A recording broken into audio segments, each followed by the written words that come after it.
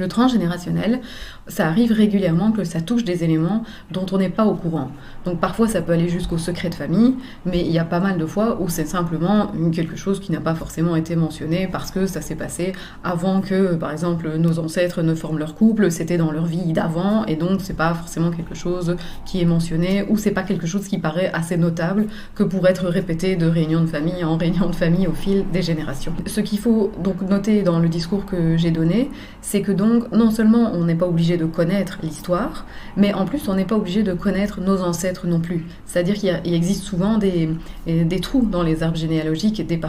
personnes qui connaissent pas du tout par exemple leur père, mais ne connaissent absolument pas tous les ascendants de ce côté-là, ou parfois, comme dans mon cas, finalement on connaît surtout jusqu'aux grands-parents, mais on connaît pas vraiment